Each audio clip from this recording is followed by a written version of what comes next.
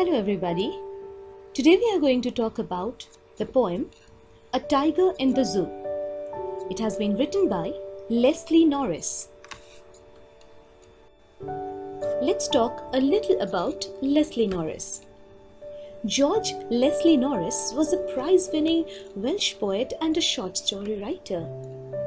He was born on 21st May 1921. He had published his first poem at the age of 17. His personal works deal with such themes as his Welsh home, his past, especially the pre-war period, his experiences as a teacher, about nature, and the life of the instinct.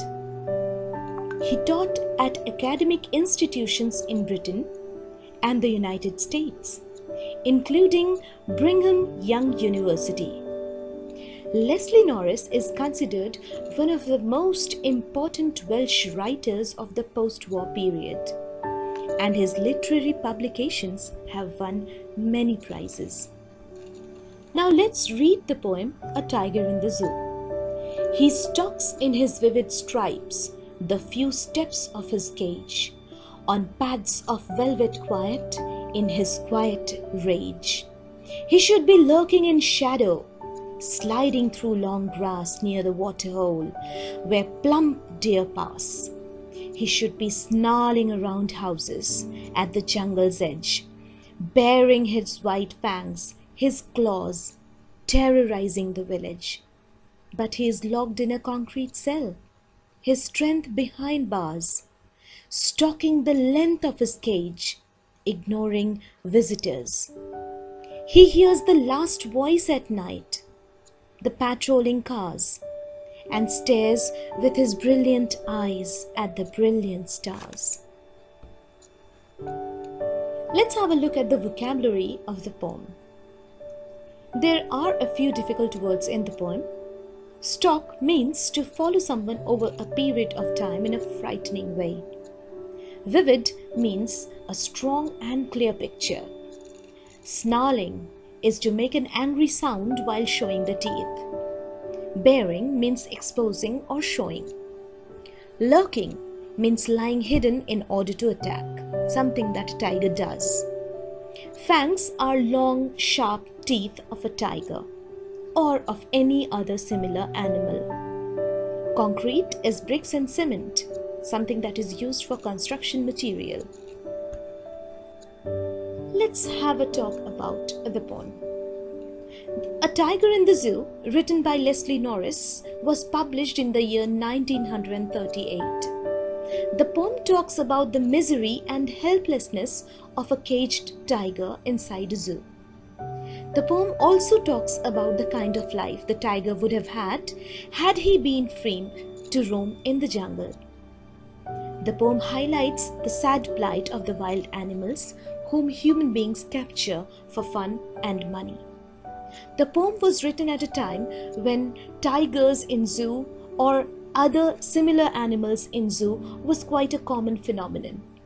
Even it was said that human beings were kept in the zoo sometimes for other people to see. Human beings, specifically from the third world countries, or human beings who had special facial or physical features. The world has no dearth of wonders, and this certainly is one of them. However, let us proceed with the poem. Let's have a detailed summary of the poem. We are talking about the first stanza.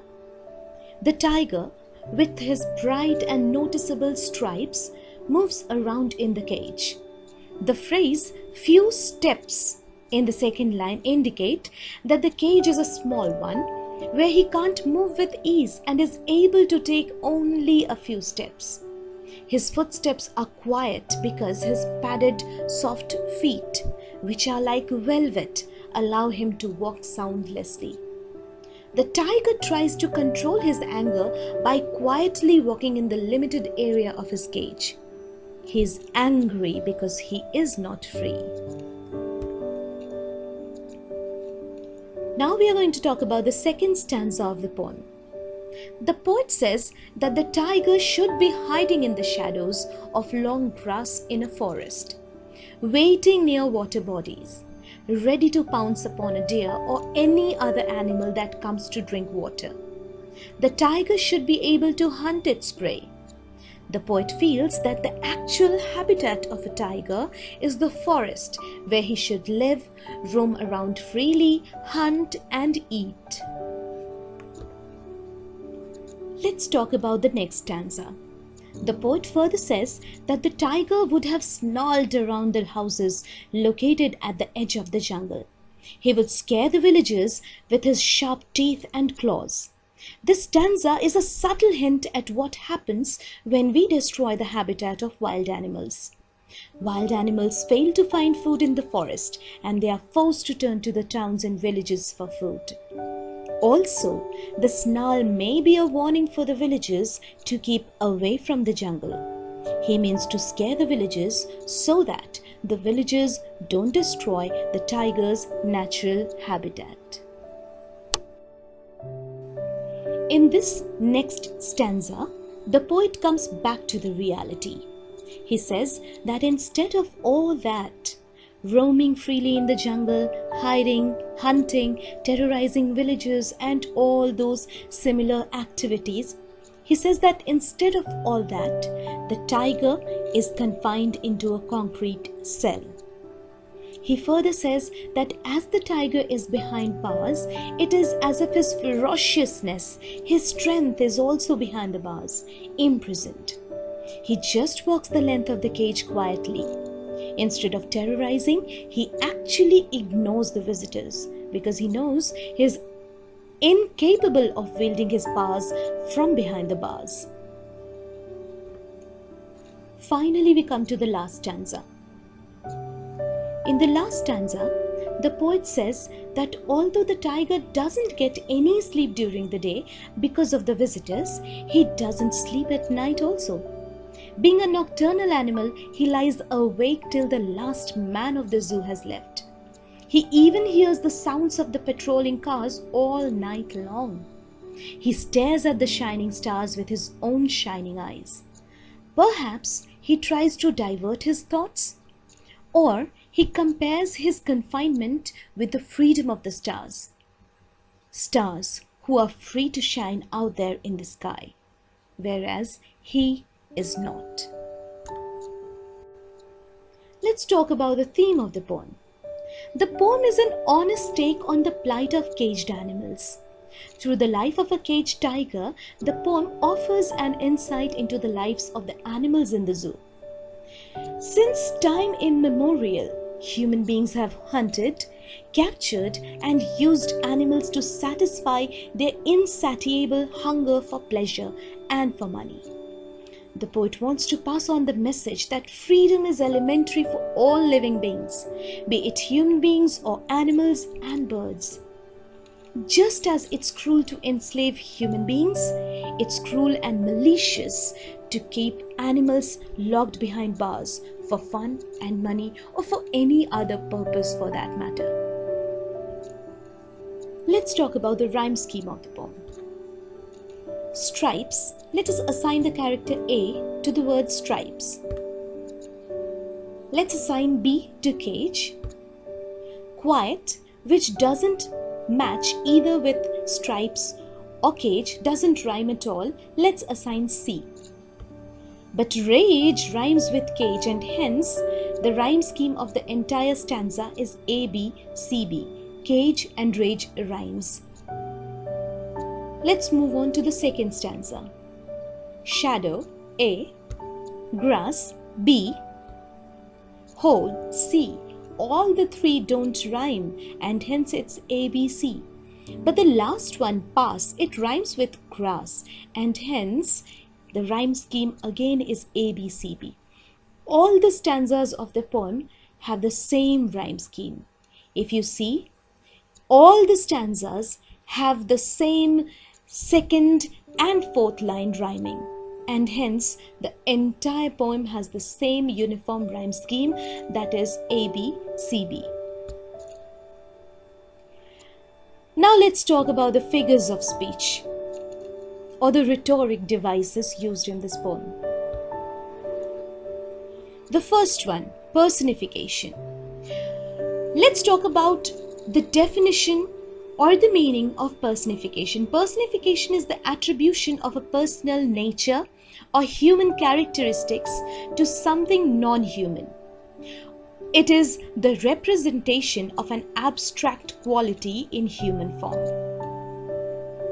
The pronoun used for the tiger in the poem is he, instead of the commonly used it. Usually, we use it as a pronoun for a tiger, but in this poem, the poet has used the pronoun he. By using he for the tiger, the poet has tried to attribute the human emotions of sadness, anger, ferociousness to the tiger. Hence, we can say that the tiger has been personified in the poem. The next figure of speech that we are going to talk about is metaphor. Metaphor is a figure of speech in which implicit or indirect comparison is made between two dissimilar objects. It's a word or a phrase applied to an object or action to which it is not literally applicable. Several metaphors have been used in the poem. In the phrase, pads of velvet quiet, in line number 3, stanza 1, the pad or the paw of a tiger's foot has been compared to velvet. It's not velvet, but it has been compared to velvet because the pads are also soft. The next figure of speech we are going to talk about is the most commonly used alliteration. Probably alliteration is the most widely used and most commonly used rhetoric devices in the poems.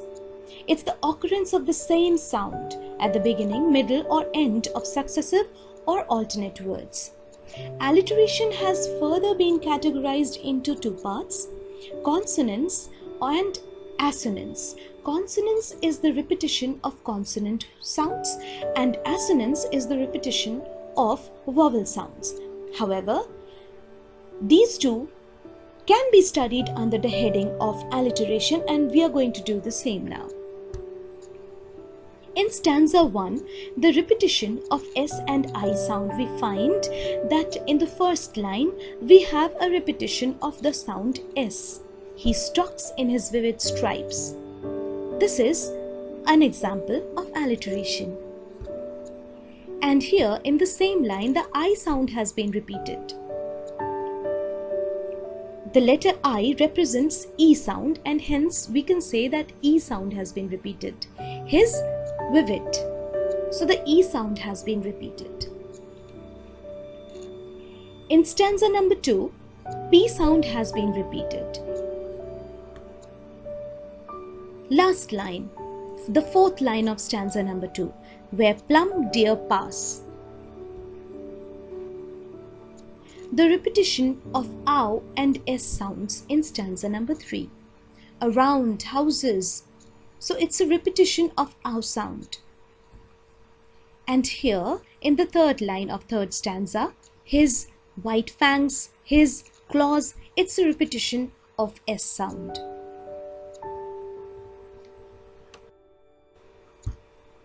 The fourth stanza does not have any example of alliteration, so we have moved to the fifth stanza.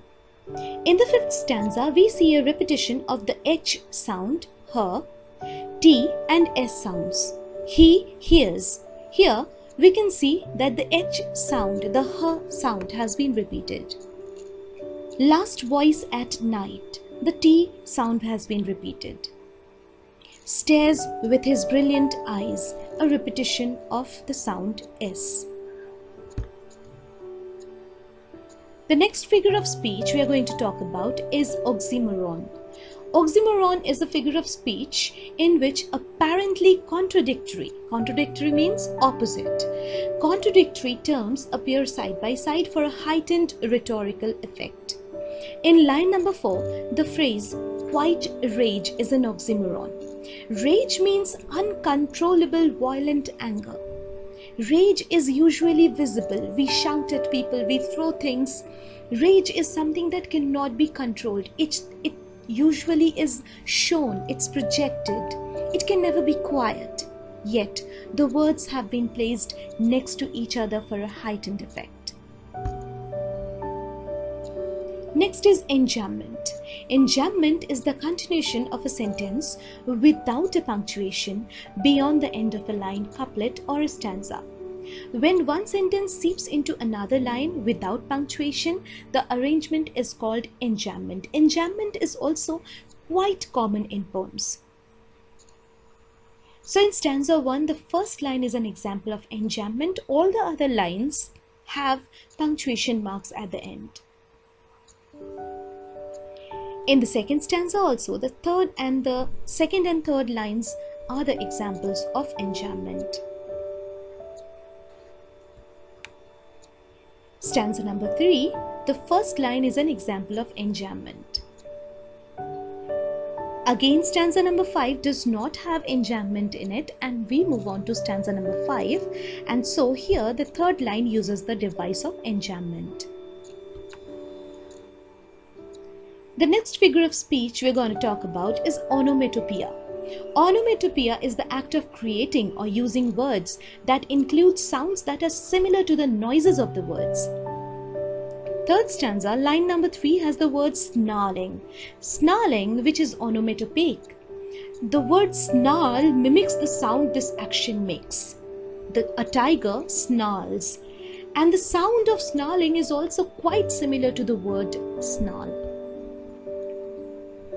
Imagery.